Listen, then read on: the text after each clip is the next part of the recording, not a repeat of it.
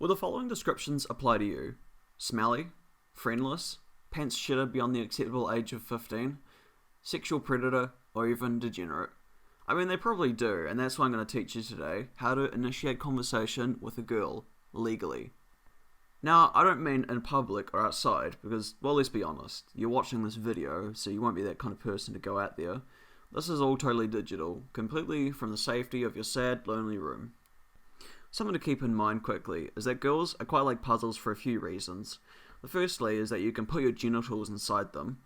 The second, they're quite tricky. And lastly, the names Rebecca and Rubik's Cube both start with the letter R. So, with that in mind, choose your victim carefully and let's go. To start a conversation, you want to do something simple like a hi or a hey. These show that you can converse like normal people while being everything but. Now, if your girl of choice knows that you do actually in fact exist, you already have a head start on the rest of us and are basically halfway there.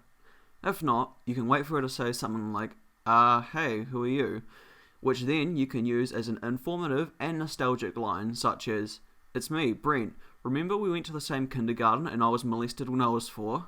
This nicely sets up a connection between you both, as it shows to her that you remember her personally, and while she may not remember you, she knows that you have prior history and also that you were molested.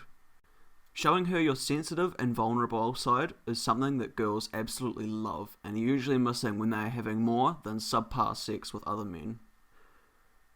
So following the initial and very powerful spark that you two just had, she is naturally going to respond with something like, oh wow, I'm sorry to hear. Now this is absolutely perfect. Notice how she personally put in her sorrow? She not only listened to what you said, but she also took it upon herself to connect with you as anticipated.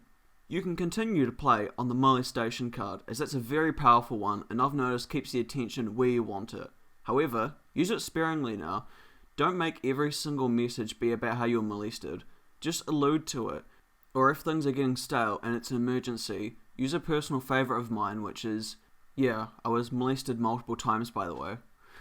This brings it back to the forefront and shows that you do actually have more to say, not necessarily about the molestation, but it can't hurt for you to, showing that you as a person have a whole range of depth and mystery that she didn't even know existed.